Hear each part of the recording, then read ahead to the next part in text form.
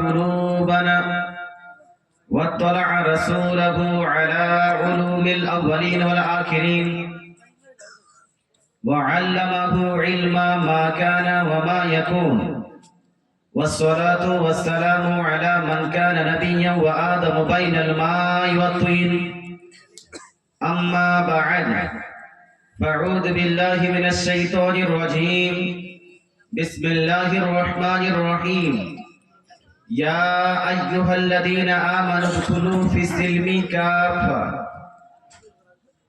وقال النبي صلى الله تعالى عليه وآله وسلم بني الإسلام على خمس شهادة أن لا إله إلا الله وأن محمدا رسول الله إلى الآخر وقال النبي صلى الله تعالى عليه وآله وسلم لا تجعلوا بيوتكم قبورا ولا تجعلوا قبري عيدا وصلوا علي فإن صلاتكم تبلغني حيث كنتم صدق الله العظيم وصدق رسوله النبي الأمين المتين الكريم ونحن على ذلك من الشاهدين والشاكرين والذاكرين والحمد لله رب العالمين সমস্ত প্রশংসা হামদ সানা তারিফ একমাত্র মহান প্রতিপালকের দরবারে নিবেদিত যিনি এক অদ্বিতীয় যিনি অক্ষয় অব্যয় যিনি নিরাকার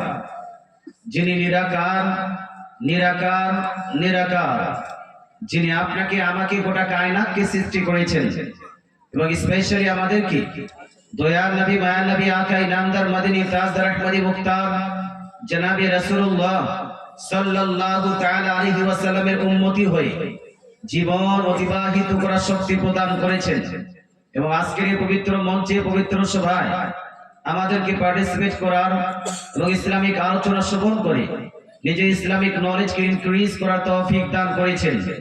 তাই আসুন সেই মহান প্রতিপালকের দরবারে আল্লাহর দরবারে একবার শুকরিয়া জ্ঞাপন করি। পরের শোনা উচ্চ স্বরে আলহামদুলিল্লাহ, একটু আর জোরদার পড়ুন আলহামদুলিল্লাহ। সম্মানিত শ্রোতা, রাত এখন 1:15। এখানকার যুবকরা খুব অ্যাক্টিভ আছে বলে এত রাত পর্যন্ত লোক আছে। যুবকদেরকে যদি উঠিয়ে দেওয়া যায় এখান থেকে, তাহলে গোটা গোটা লোক মনে হয় 8-10টা হবে, হ্যাঁ বেশি হবে না। তো যাই হোক, যুবকদেরকে এটার জন্য থ্যাংক ইউ জানাচ্ছি আমি। সম্মানিত মুসলিম সমাজ, অন্যান্য জায়গাতে যুবকদের সংখ্যা কম হয়, বয়স্ক বাবাজিদের সংখ্যা বেশি হয়, কিন্তু অ্যাকচুয়ালি এই জালসাগুলো কিন্তু যুবকদের জন্যই করা উচিত।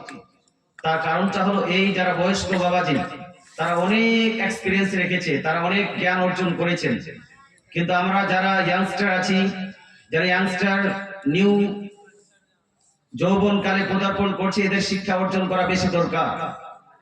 দুনিয়াবী শিক্ষা তো আমরা অর্জন করি, বা স্কুল শিক্ষা কলেজ শিক্ষা সব অর্জন করি, কিন্তু ধর্মীয় শিক্ষা গিয়ে অনেক পিছিয়ে আছি। অথচ আমার নবী, আপনার নবী, দয়ার নবী, মায়ার নবী, আকাই নামদার মদিনী তাজদার আহমদী মুখতার জনাবে রাসূলুল্লাহ সাল্লাল্লাহু তাআলা আলাইহি ওয়াসাল্লাম ইরশাদ করেছেন, তলাবুল ইলমি ফারিদা আলা কুল্লি মুসলিম। To get Islamic knowledge is compulsory necessary for each and every person connected to Islam. দয়ার নবী মায়ার নবী ইরশাদ করেন, ধর্মীয় জ্ঞান, ইসলামী জ্ঞান অর্জন করা প্রত্যেক মুসলমানের জন্য হলো ফরজ, ফার্স্ট কম্পালসরি। এটা অর্জন করতেই হবে, whether it be male or female, সে মুসলিম পুরুষ হোক অথবা নারী। একটা হলো বিবাহ করা, বিবাহ করাটা ফরজ নয়, বা সাধারণত বিবাহ করাটা হলো সুন্নত। এটা কি সুন্নত? ফরজের বেশি দাম না সুন্নতের বেশি দাম? ফরজের দাম বেশি। বিবাহ থেকে বিবাহের আগে বিবাহ সংক্রান্ত মাসলা মাসাইল জানা এটা বেশি জরুরি। বিবাহ করার থেকে বিবাহের আগে নিজ স্ত্রীকে হাফ বোরকা পরানো যাবে কিনা, হাফ কাট ব্লাউজ পরানো যাবে কিনা, মেনু শাড়ি পরা যাবে কিনা, পাতলা ওড়নি পরা যাবে কি যাবে না, বিয়ের দিন ডিজে গান বাজনা করা যাবে কিনা, হলুদ লাগানো যাবে কি যাবে না, বিয়ের দিন বরযাত্রী নিয়ে গিয়ে 100, 200, 300 বরযাত্রী নিয়ে গিয়ে আপনার বিবিকে নিয়ে আসা, তারপর সেখান থেকে পাতলা ওড়নি পরিধান করিয়ে নিজের স্ত্রীকে নিজের বাড়িতে নিয়ে আসা, এগুলা জায়েজ না না জায়েজ? এই মশলাগুলো জানা হলো জরুরি, বিয়ে করাটা হলো একটু কম জরুরি। সম্মানিত মুসলিম সমাজ, তবে আমাদের সমাজের মধ্যে কেউ যদি বিবাহ না করে তাকে তিরস্কার করা হয়, তাকে গালি দেওয়া হয়, তুমি বিবাহই করলে না, তাহলে তুমি মুসলমান কিভাবে হলে?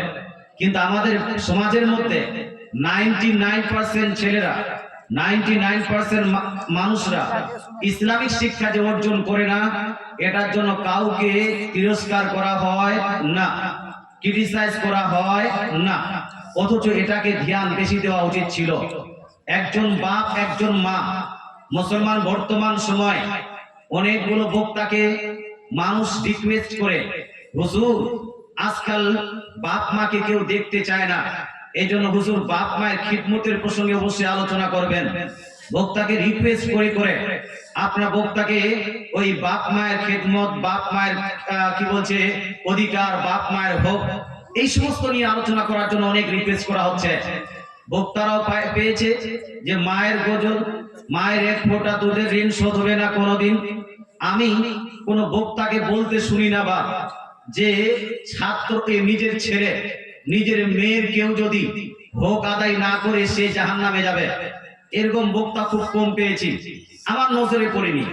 বাপ মায়ের হক আদায় না করলে জাহান্নামে যাবে, বাবা মার কেউ খেদমত না করলে জাহান্নামে যাবে, বাবা মাকে বাড়ি থেকে বেরিয়ে বার করে দিলে জাহান্নামে যাবে, বাবা মাকে ভাত না দিলে জাহান্নামে যাবে, মায়ের এক ফোঁটা দুধের ঋণ কোনোদিন শোধ হবে না, এই সমস্ত আলোচনা করলে মারা তো অনেক।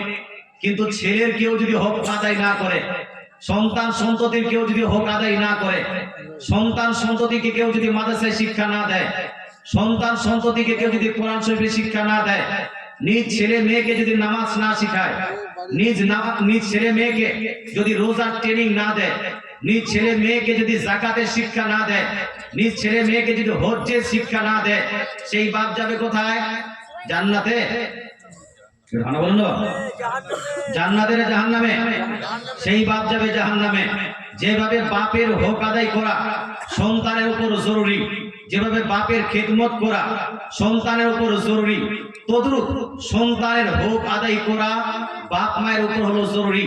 যেভাবে বাপ মায়ের সেবা করা সন্তানের উপর জরুরি, তদ্রূপ সন্তানকে নামাজ, রোজা, হজ্জ, যাকাতের শিক্ষা দেওয়া এটা হলো বাপ মায়ের উপর হলো জরুরি।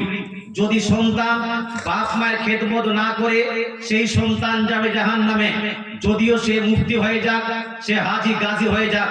তদ্রূপ কোন বাপ যদি নিজের ছেলে মেয়েকে 7 বছর থেকে নামাজের ট্রেনিং না দেয়, নামাজের শিক্ষা না দেয়, ইসলামিক শিক্ষা যদি না শুরু করে, এই বাপ যাবে জাহান্নামে, যতই বড় হাজী, যতই বড় গাজী হোক না কেন।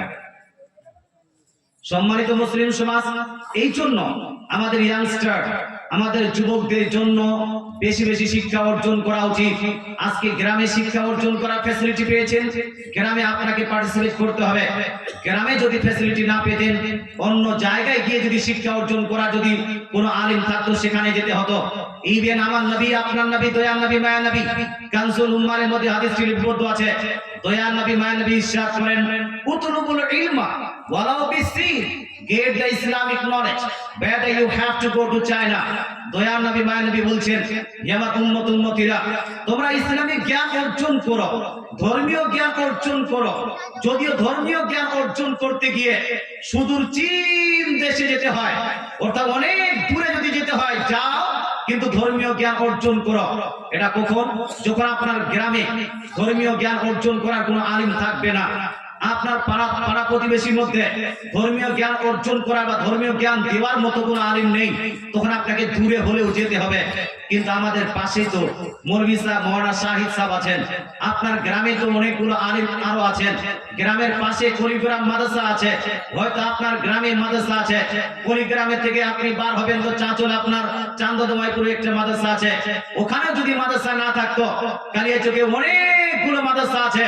আমরা আজকে একটা ছেলেকে বাংলা শিক্ষার জন্য মুর্শিদাবাদ দিচ্ছি, কেউ হয়তো আপনার হুগলি দিচ্ছে, কেউ কলকাতা দিচ্ছে, আলামিন মিশন চাঁচলের ছেলেরা আমাদের দক্ষিণ দিনাজপুর আলামী মিশনে পড়াশোনা করে বাংলা এডুকেটেড করার জন্য, ইংলিশ এডুকেটেড করার জন্য, আপনার ছেলেকে ডাক্তার, মাস্টার, নায়ক আপনার বানানোর জন্য, আপনার ছেলেকে ব্যারিস্টার বানানোর জন্য, অ্যাডভোকেট বানানোর জন্য আপনি এত দূর দূর পর্যন্ত যদি পৌঁছাতে পারেন, তাহলে আপনার ছেলেকে নামাজি বানানোর জন্য মসজিদে পাঠাতে হবে না, হবে না ভাই? মক্তবে পাঠাতে হবে না, হবে না? কিন্তু আজকে মক্তবে ছেড়ে পাওয়া যায় না, মসজিদে ছেড়ে পাওয়া যায় না, মক্তব খালি, মসজিদ খালি। কিন্তু গ্রামে যদি একটা প্রাইমারি মাদ্রাসা থাকে অথবা আপনার কোনো একটা ছোট্ট বাচ্চাদের স্কুল থাকে, সেই স্কুলে বাচ্চা নিতে পারছে না, এত ছেলে হয়ে গেছে। প্রাইমারিতে অনেক বেশি ছেলে, পড়াশোনা ভালো হয় না বলে প্রাইমারিতে আমরা পাঠাচ্ছি না, অন্য একটা বড় স্কুলে পাঠাচ্ছি। সম্মানিত মুসলিম সমাজ, যারা বাবারা আছেন, বাবাদের উদ্দেশ্যে বলছি, আরে মায়েরা আপনাকে বলতে চাই, খুব কাঁদে এরা, খালি চায় যে বক্তারা আমারই কথা বলুক। মায়ের দুধের ঋণ শোধ হবে না কোনোদিন, মায়ের দুধের ঋণ শোধ হবে না কোনোদিন। কিন্তু ওই মাটা মেয়েটাকে যে বদমাস বানিয়েছে, ওই মা যে নিজের ছেলেকে বেনামাজি বানিয়েছে, ওই মা নিজের মেয়েকে যে বেনামাজি বানিয়েছে, মা একদিনও বললো না মেয়েকে, মেয়ে তোমাকে পর্দা করতে হবে, মেয়ে তোমাকে হাফ বুরকা পড়তে হবে, মেয়ে তোমাকে হিজাব করতে হবে। মা একদিনও মেয়েকে শিখানো না যে নামাজ কিভাবে পড়তে হয়, কিভাবে কোরআন শরীফ শিখাতে হয়। এই মায়েরা কোথায় যাবে? জান্নাতে। কোথায় যাবে? জান্নাতে। মুসলমান, যেভাবে মায়ের দুধের ঋণ শোধ হবে না কোনোদিন, তদ্রূপ এই বাচ্চা, এই মেয়েকে যে আপনি শিক্ষা দেননি, মেয়েকে যে পর্দা করতে শিখাননি। আজকে আমার পূর্বে মৌলানা কালিম আশরাফ সাহেব বললো মেয়েদেরকে মাথা কাপড় দিতে, মাথায় কাপড় দিচ্ছে না, আপনি উড়ে চলে যাচ্ছে। আমার পাগড়ি তো উঠছে না, উঠছে, কিন্তু মেয়েদের মাথা কাপড় আপনি আপ চলে যাবে। এত এটা প্র্যাকটিস হয়ে গেছে, মাথা কাপড় খোলা, এই আপ ভিতরে থাকবেই না। মুসলমান কেন? কারণ এদের মধ্যে এই ট্রেনিংটা নাই, এই শিক্ষাটা নাই, আর এক অপরকে শিক্ষা দেয় না। যতগুলো মা আছে, যতই আপনার 2 বছর আপনি দুধ পান করিয়েছেন, সেটার জন্য আপনি নেকি পাবেন, সেটার জন্য আপনার ছেলেকে, আপনার মেয়েকে আপনার খিদমত করতে হবে। কিন্তু আপনি যে আপনার ছেলেকে, আপনি যে আপনার মেয়েকে ইসলামিক শিক্ষা দেননি, মেয়েকে পর্দা করতে শিখাননি, এর জন্য আপনাকে জাহান্নামেই যেতে হবে, জান্নাতের গ্যারান্টি আপনার জন্য হবে না। এই জন্য মা বোনদেরকে বলবো, এ মা বোন, বাচ্চাকে ভূমিষ্ঠ করা শুধু যথেষ্ট নয়, বাচ্চা লালন পালন করা যথেষ্ট নয়, বাচ্চাকে লালন পালনের সঙ্গে সঙ্গে ইসলামিক তৌর পর লালন পালন করতে হবে। এটা হলো জরুরি, এটা হলো জরুরি। আমার রাসূলের হাদিস শুনুন, সুনান আবু দাউদের মধ্যে, সুনান তিরমিজির মধ্যে রাসূলুল্লাহ সাল্লাল্লাহু আলাইহি ওয়াসাল্লাম ইরশাদ করেন, আল্লিমু আস-সাবিয়া আস-সালাহ ওয়া লিইবনি 7 সিনিন। দয়ার নবী, মায়ার নবী ইরশাদ করেন, আল্লিমু আস-সাবি আস-সালাহ, তুমি নিজের সন্তানকে নামাজের শিক্ষা দাও। যখন ছেলেটা, যখন সন্তান সন্ততি 7 বছরে হয়ে যাবে, কত বছর? 7 বছরে যখন হয়ে যাবে, 7 বছরে তোমরা নামাজের ট্রেনিং দিতে শুরু করো, নামাজের শিক্ষা দিতে শুরু করো। তিরমিজি শরীফ এবং আবু দাউদের আরেকটা হাদিস আছে, মুরু আওলাদাকুম বিস-সালাহ ওয়াহুম আবনাউ 7 সিনিন ওয়াদরিবুহুম আলাইহা ওয়াহুম আবনাউ 10 সিনিন। দয়ার নবী, মায়ার নবী ইরশাদ করেন, কাকে? মৌলবীদেরকে বলছেন না, মৌলবী সাহেবকে বলছেন না, ইমাম সাহেবকে বলছেন না, রাসূল বলছেন পিতা এবং মাতাকে, রাসূল বলছেন বাবা এবং মাকে। কি বলছেন? রাসূল বলছেন মুরু আওলাদাকুম, হে পিতা মাতারা, হে বাবা মারা, নিজ সন্তানকে নামাজের ট্রেনিং দিতে শুরু করো, নামাজের শিক্ষা দিতে শুরু করো। ওয়াহুম আবনাউ 7 সিনিন, যখন তোমার সন্তান সন্ততি 7 বছরে পৌঁছে যাবে, 7 বছরে পৌঁছে গেল, নামাজের ট্রেনিং তালিম দিতে শুরু করো, নামাজের শিক্ষা দাও, নামাজের জন্য মাসআলা মাসাইল শিখাও, কোরআন শিখাও, সূরা শিখাও, বাগদাদি কায়দা শিখাও, লা ইলাহা ইল্লাল্লাহ পড়তে শিখাও, তার তাসবিহ শিখাও, আত্তাহিয়াত শিখাও, দরুদ শরীফ শিখাও, কিরাতটা শুদ্ধ করতে শিখাও। 7 বছর, 8 বছর, 9 বছর, 10 বছর, 4 বছর কন্টিনিউ নিজ ছেলে মেয়েকে নামাজের ট্রেনিং দিতেই থাকো, দিতেই থাকো, দিতেই থাকো।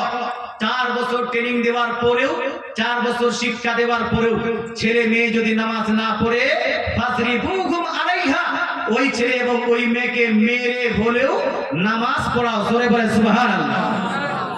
আচ্ছা, এখানে যারা যারা 10 বছরের উপরে আছে, সেই বাচ্চারা একটু হাত তুলে বলো তো, ইয়া রাসূলুল্লাহ। 10 বছরের উপরে যে ছেলেরা আছে, 10 বছর উপর। এই দেখেন, আর 10 বছরই বুঝতে পারেনি। হ্যাঁ, 10 বছরের উপর যারা আছে, 10 বছরের নিচে হয়তো 7-8টা ছেলে আছে, তার থেকে বেশি নেই 5-6টা ছেলে আছে।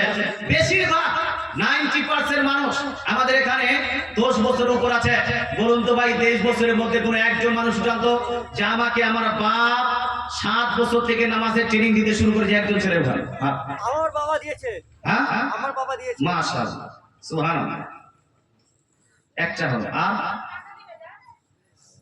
আর নাই। একমাত্র দেখা যায় যেই বাপ মা নিজের ছেলেকে 7-8 বছর থেকে মাদ্রাসায় দেয়, ওই ছেলেটা 7-8 বছর থেকে নবীর হাদিস অনুযায়ী যা শিক্ষা পাচ্ছে। নচেত একটাও মা নিজ ছেলেকে, নিজ মেয়েকে 7 বছর থেকে ট্রেনিং দিতে শুরু করে না। আচ্ছা, আপনাদেরকে আমি একটা কথা জিজ্ঞেস করি, একদম ধ্যান দিয়ে উত্তর দিবেন। যদি বাপ মায়েরা 7 বছর থেকে ছেলে মেয়েদেরকে নামাজের ট্রেনিং দিতে শুরু করে, ইসলামের ট্রেনিং দিতে শুরু করে, নামাজ, রোজা, হজ, যাকাতের ট্রেনিং শুরু করে, 10 বছর কন্টিনিউ যদি ট্রেনিং দেয়, 4 বছর কন্টিনিউ 10 বছর পর্যন্ত, ওই ছেলেটা বেনামাজি হবে? বাপ ওই ছেলেটা বেনামাজি হবে? ওই ছেলেটা বেয়াদব হবে? ওই ছেলেটা শরাবি হবে? ওই ছেলেটা বাপ মায়ের কি খেলাফ যাবে? যাবে না। সম্মানিত মুসলিম সমাজ, আজকে আমাদের সমাজের মধ্যে নামাজি কম, তার কারণটা হলো বাপ মা নিজের দায়িত্ব পালন করেনি।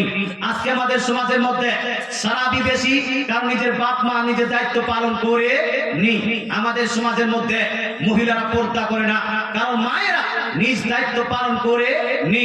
হে মা বোন, ইমোশনাল ড্রামা নয়, ইমোশনাল ড্রামা ইসলাম সাপোর্ট করে না, ইসলাম শিক্ষাকে সাপোর্ট করে।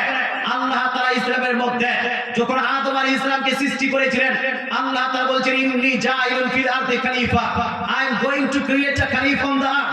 পৃথিবীর মধ্যে আমি একটা খলিফা তৈরি করব, আমার রিপ্রেজেন্টেটিভ তৈরি করব, আদমকে তৈরি করব। আদম আলাইহিস সালামকে পৃথিবীতে তৈরি করার পরে সর্বপ্রথম আল্লাহ তাআলা আদম আলাইহিস সালামকে এই দুনিয়ার শিক্ষা প্রদান করেছিলেন। জোরে বলেন সুবহানাল্লাহ। মুসলমান, আপনাকে বলতে চাই, তদরূপ যখন মহানবী হযরত মুহাম্মদ সাল্লাল্লাহু আলাইহি ওয়াসাল্লামকে পৃথিবীতে নবুয়তের এলান করতে বললেন, যখন নবুয়ত প্রকাশ করতে বলেছিলেন, সর্বপ্রথম আল্লাহ তাআলা জিবরিল আলাইহিস সালামকে হীরা গুহায় পাঠিয়ে আল্লাহ তাআলা বলছেন, ইকরা বিইসমি রাব্বিকাল্লাযী খালাক। হে নবী, আপনি নিজে পড়াশোনা করুন। জোরে বলেন সুবহানাল্লাহ। কি করুন? জি, পড়াশোনা করুন। আল্লাহ তাআলা রাসূলকে পড়িয়েছেন, আল্লাহ তাআলা আদম আলাইহিস সালামকে পড়িয়েছেন, এবং প্রত্যেক মানুষকে দায়িত্ব দিয়েছেন যে পড়াশোনা করতে হবে। রাসূল তাই বিশ্বের মধ্যে সবথেকে বেশি আমার রাসূলুল্লাহ শিক্ষার গুরুত্বটা দিতেন। মুসলমান, আমি বলছি না স্কুল পড়ানো জায়েজ নয়। স্কুল পড়াতে পারেন, কলেজ পড়াতে পারেন, ইউনিভার্সিটিতে পড়তে পারেন, আপনি মাস্টার হতে পারেন, ডক্টর হতে পারেন, অ্যাডভোকেট হতে পারেন, ইঞ্জিনিয়ার হতে পারেন, আপনি ব্যারিস্টার হতে পারেন, আপনি হতে পারেন, কিন্তু তৎসঙ্গে আপনাকে নামাজি হতে হবে, তৎসঙ্গে আপনাকে রোজাদার হতে হবে, তৎসঙ্গে নামাজের মাসলা মাসাইল, নামাজের কিরাতটা আপনাকে শুদ্ধ করে নিতে হবে। আজকে 99.9% মুসলমানের কিরাতটাই শুদ্ধ নেই। হ্যাঁ, নাই কি? আর কিরাত শুদ্ধ না হলে নামাজ হবে? নামাজ হবে। এক তো নামাজ পড়ছে না, জুম্মা বারে যারা নামাজ পড়তে যাচ্ছে ওরাও ঠিক মতো নামাজ পড়ছে না। ও নামাজ পড়ছে, নামাজটাই হচ্ছে না। মুসলমান, আপনাকে বলতে চাই, আমাদের দিল, আমাদের মন একদম উল্টা হয়ে গেছে। বাপ মুসলমান যারা বাপ মা হচ্ছেন, বাপ মা হয়েছেন, তারা এখনো আপনাদের সুযোগ আছে, নিজ ছেলে মেয়েকে নামাজি বানান। আল্লাহ তাআলা আমাদের সবাইকে সঠিকভাবে বাপ মা হওয়ার এবং বাপ মায়ের যে দায়িত্ব, সেই দায়িত্বগুলো পালন করার তৌফিক দান করুন। বলেন আমিন। যারা বলেন আমিন। মুসলমান, আসুন একবার দরুদ শরীফ পড়ি। আল্লাহুম্মা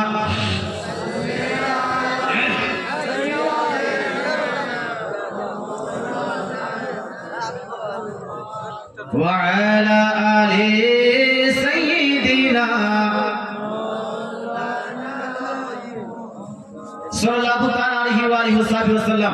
আমি কোরআনুল মাজিদ ফুরকানুল হামিদ থেকে একটি আয়াত তেলাওয়াত করেছি। আল্লাহ তাআলা বলেন সূরা বাকারা আয়াত নাম্বার 208 এর মধ্যে আল্লাহ তাআলা বলছেন, ইয়া আইয়ুহাল্লাযীনা আমানু, হে মুমিন বান্দারা, হে ঈমানদারগণ, উদখুলু ফিস-সিলমি কাফা, তোমরা ইসলামের মধ্যে পরিপূর্ণভাবে প্রবেশ করো। হে মুমিন বান্দারা, হে ঈমানদারগণ, তোমরা ইসলামের মধ্যে খাঁটি অথবা ইসলামের মধ্যে কমপ্লিটলি প্রবেশ করে যাও, খাঁটি মুসলমান হয়ে যাও। আমরা আজকে মুসলমান নামে পরিচিত ব্যক্তি, অবশ্যই আমরা নিজেকে মুসলমান তো বলি, আমরা নিজেকে মুসলমান বলে টুপি তো লাগাই, কিন্তু ইসলামের যে আহকাম, ইসলামের যে আরকান, সেই আহকাম আরকানের উপর আমল করতে চাই না। ইসলামের বিধি নিষেধের উপর আমরা আমল করতে চাই না। ইসলামের বিধান কি সেটা নিজের জীবনে বাস্তবায়ন করি না। ইসলামের মধ্যে নিষেধাজ্ঞা কি সেটা আমরা নিজের জীবনে বাস্তবায়ন করতে চাই না। বা বিধিগুলো যেটা আছে সেটা আমরা জানলেও অবহেলা করি। মুসলমান আর নিষেধ আমাদের দেশের মধ্যে সব থেকে বেশি যেই জিনিসের নিষেধাজ্ঞা পাওয়া যায় ইসলামের মধ্যে সেটা হলো শরাব। সেটা কি? শরাব। কিন্তু আমাদের সমাজের মধ্যে শরাব পাওয়া যায় কি যায় না? এই ঘানা বলো না, জুয়া নিষিদ্ধ না যায়, এই নিষিদ্ধ না, হারাম না হারাম? হারাম। কিন্তু এটা আমাদের সমাজের মধ্যে আছে কি নাই? ঘুষ, এটা আমাদের সমাজের মধ্যে আছে কি নাই? সুদ আমাদের সমাজের মধ্যে আছে কি নাই? গীবত এবং চুগলি, যেটাকে আসাধ্য মিনাস জিনা, জিনা অপেক্ষাও নিকৃষ্ট বলা হয়েছে, সেই গীবত এবং চুগলি আছে কি নাই? আছে না? আল্লাহ তাআলা যতগুলো জিনিস নিষিদ্ধ করেছেন, রাসূলুল্লাহ যেটা নিষিদ্ধ করেছেন সেটা থেকে বাঁচবো, এই মনোভাবটা, এই আইডিওলজি যে আমাদের তৈরি হচ্ছে না, এই মনোভাবটাই আমি তৈরি করতে পারছি না। আর আল্লাহ এবং আল্লাহর রাসূল যেটা আমাদেরকে করতে বলেছেন সেই কাজগুলো আমরা নিজের জীবনে করতেও পারছি না। মুসলমান আজকে আমি বেশি না দোষটি আমার প্রসঙ্গে বলবো। আমার রাসূল, আপনার রাসূল, দয়ার রাসূল, মায়ার রাসূল ইন্তেকাল করেছেন। মুসলমান আমরাও ইন্তেকাল একদিন না একদিন করব। আল্লাহ তাআলা কোরআনুল মাজিদ ফুরকানুল হামিদের মধ্যে 3 জায়গায় ইরশাদ করেন, কুল্লু নাফসিন যায়িকাতুল মাউত, every নাফস has to taste the taste. প্রত্যেক নাফসকে একদিন না একদিন মৃত্যুর স্বাদ গ্রহণ করতে হবে। প্রত্যেক প্রাণীকে একদিন না একদিন মরতে হবে। সবাই মরবে। মরণ এবং একটা জিনিস যার মধ্যে কারো ইখতিলাফ নেই, কারো মতবিরোধ নেই, যার মধ্যে কারো আপনার মতানৈক্য নেই, সব এক বাক্যে বলে যে আমি একদিন না একদিন মরব। নবীজি সাল্লাল্লাহু আলাইহি ওয়াসাল্লাম ইন্তেকাল করেছেন, আপনারা ইন্তেকাল করে কবরস্থ হবেন। তবে হ্যাঁ, নবীজির ইন্তেকাল আর আপনার ইন্তেকালের মধ্যে পার্থক্য আছে। নবীগণকে ইন্তেকাল করার পরে মুর্দা বলা যাবে, নবীগণকে ইন্তেকাল করার পরে নবীগণকে মুর্দা বলা যাবে না। আর আপনাদের ইন্তেকাল করার পরে আপনাদেরকে জিন্দা বলা যাবে না। কোন ওয়াহাবি মৌলভী মুন্সি, কোন মাস্টার ডাক্তার না করলে যদি মরে, মরার পরে তাকে যদি জিন্দা কেউ বলে তাকে মানুষ পাগল বলবে, বলবে কি বলবে না? মরার পরে জিন্দা কি করে হলো মাস্টার সাহেব? আর আমার রাসূলুল্লাহ ইন্তেকাল করেছেন, আমার রাসূলুল্লাহর ইন্তেকালের পরে রাসূলুল্লাহকে কেউ যদি মুর্দা বলে, যে মুর্দা হবে এ পাগল হবে না? হবে না? এই যে মুর্দা বলবে পাগল হবে, হবে না? রাসূলুল্লাহকে মুর্দা বলা যাবে না। একটা হাদিস নেই, এই হাদিসটি মুজামে আপনার মুসনাদে আবি ইয়ালার মধ্যে হাদিস নাম্বার 3425 এর মধ্যে লিপিবদ্ধ আছে। হাদিসের সনদ হলো সহিহ, মাজমাউ যাওয়াইদের মধ্যে হাদিসের সনদটাকে